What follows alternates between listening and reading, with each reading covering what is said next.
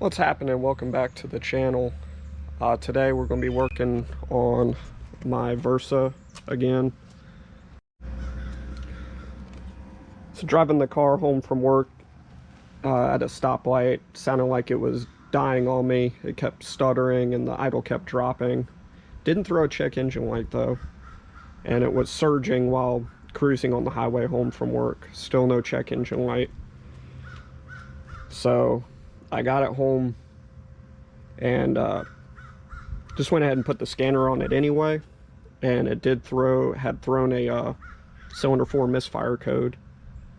So if you get a misfire, what feels like a misfire, and you're not throwing a check engine light, I would recommend still scanning it anyway, because you still may have a code stored. So it began as an intermittent misfire, but you can hear it's sounds like it's only running on 3 cylinders right now. Still no check engine light, just my tire light. So I'll take it for a drive.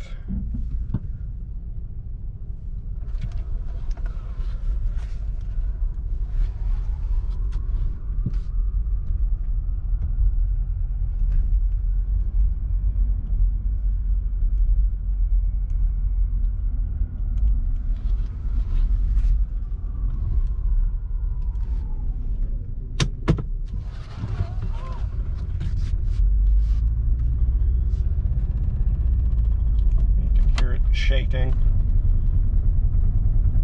The whole thing is shaking. And there's the check engine light. Now the check engine light's flashing. And it's shaking terribly. So we'll go ahead and pull it back around, hook the scanner to it, and see what codes we got. I'm assuming obviously it threw the cylinder 4 misfire code, so I'm assuming now that that cylinder is completely not firing at all. Which, yep, our engine light's on now.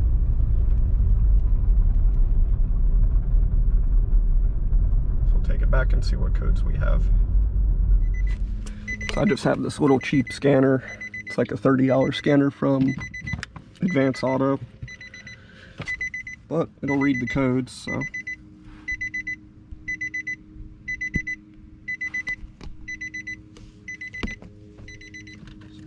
Key on, scan. So we got 3 codes: P0340, P0304 repeated, and P0300. So do a quick Google search on what those are.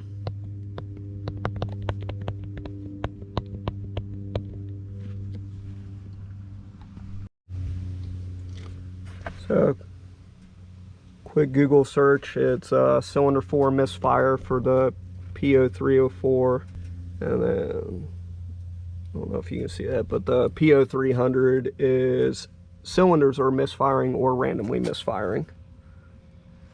So that could mean multiple cylinders or just one, which going off of the P0304, our cylinder 4 is misfiring. So I just did plugs in this. I have a video on my channel of doing the plugs and valve cover gasket on this car probably about 6,000 miles ago.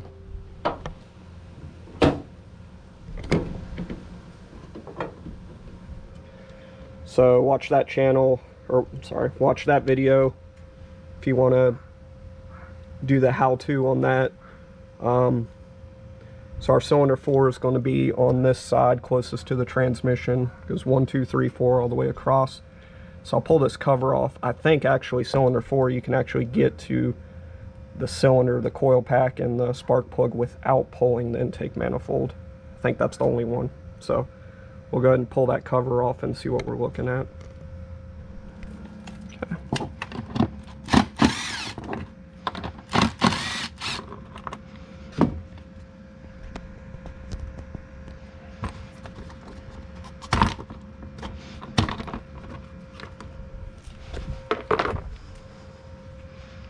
Yep, here's cylinder 4 right here.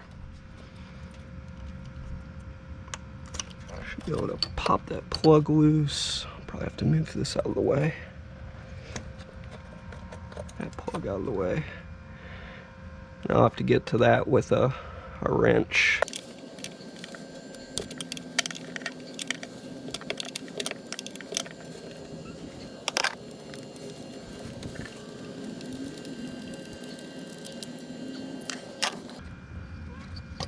Let's see if I can sneak this out, hopefully. Yes, I can.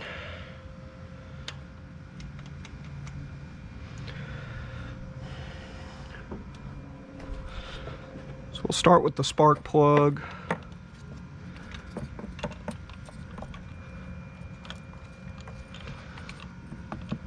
See if I got enough space in here.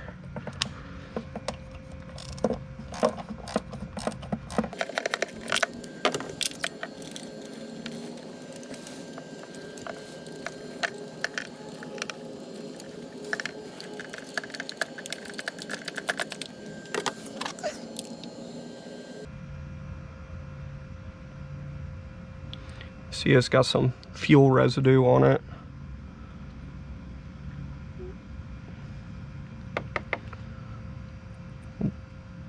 Double check the gap.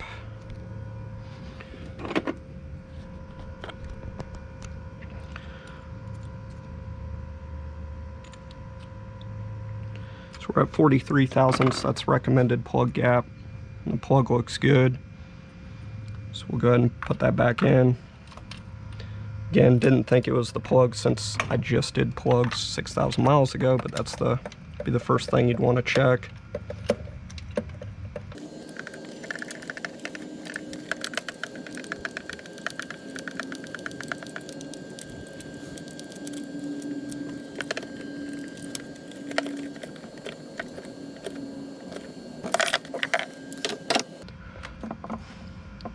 All right, so the plug back in. To me, I'm putting my money on Coil Pack just based on how it was intermittent on the way home the other day, and it's just progressively gotten worse. So I feel like that's the Coil Pack going bad, and now it's fully bad as it's not even firing on the cylinder anymore. Other things you can check, if you read online, you can check fuel. It could be a fuel issue, could be a vacuum leak issue.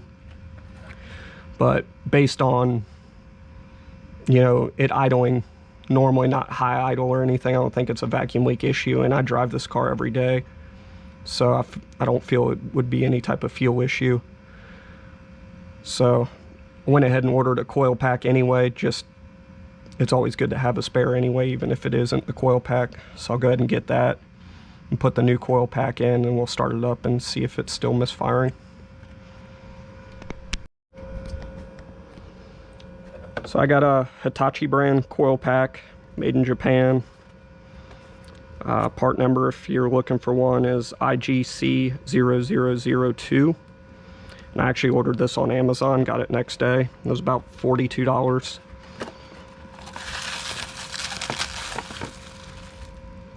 As you can see, looks like our old one there. So we'll go ahead and put this guy in.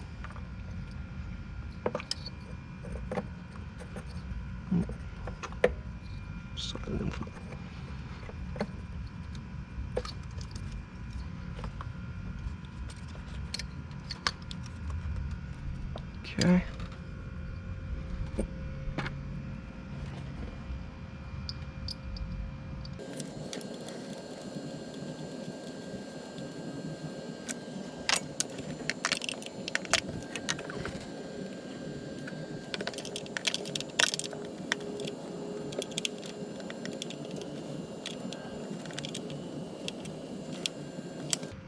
All right.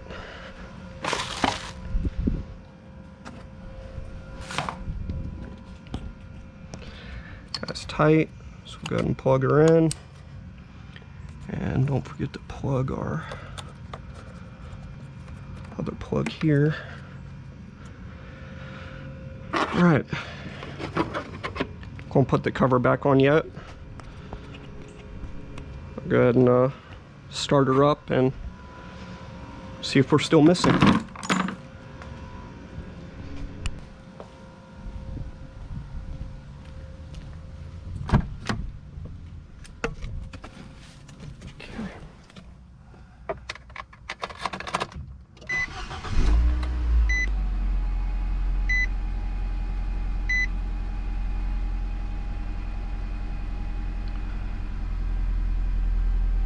So obviously our check engine light's still on from earlier, but it seems to be not missing anymore.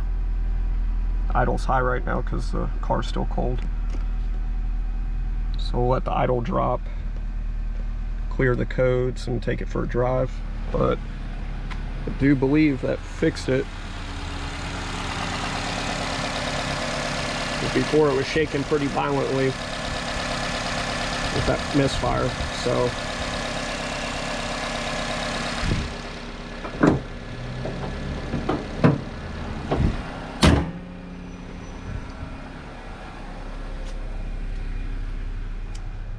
alright, so check engine light's still on, so we're good.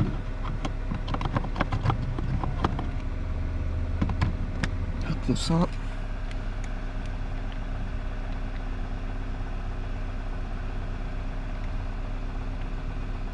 Down to erase. Alright. 0 codes. Unhook that. Got our check engine light off. We'll go take it for a quick drive.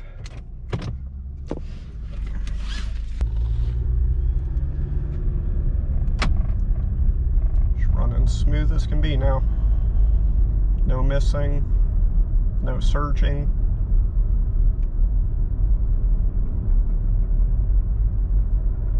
No lights, except for the tire light, of course. I got a bad TPS sensor.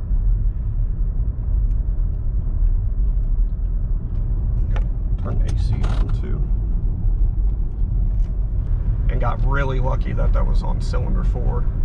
Because I didn't have to pull the intake manifold back off again. Unfortunately, to get to any of the other cylinders, you have to do that.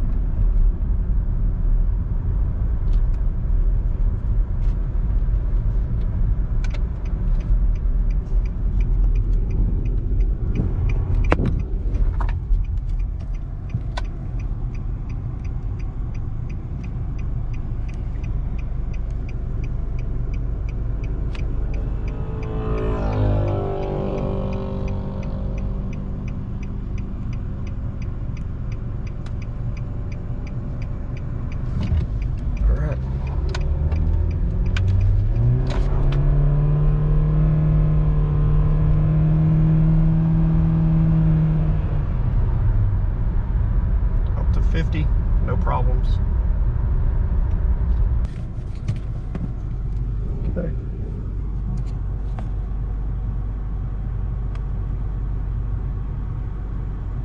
You see that idle's real smooth.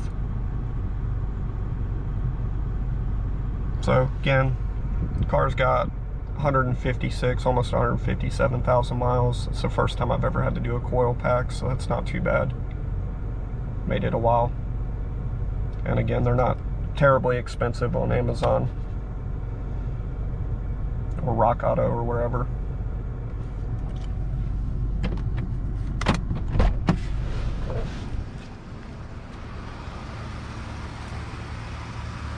Alright, idling all good. We'll go ahead and put the engine cover back on.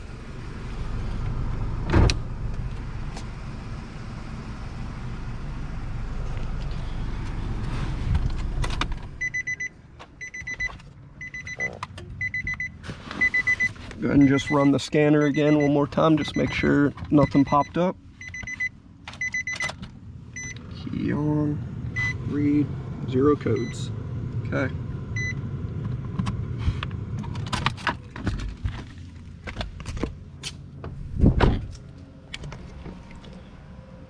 Alright, so that'll wrap it up for this video. Hopefully it helps somebody that's running into the same issue. And hopefully you're as lucky as me and it's the number 4 cylinder. I got the engine cover back on. Again, if you're getting any type of stuttering or what feels like a misfire and you're not getting a check engine light, I'd still recommend getting it scanned, taking it somewhere, getting it scanned, or if you have a scanner to scan it, because it'll most likely it'll still throw a code, it just won't set the light off, which is what it did the first day. It was intermittently missing. And then obviously when it got worse and was missing consistently is when it set the light off on the dash. So she's all back together. Again, hopefully this helps somebody out. We'll see you on the next one.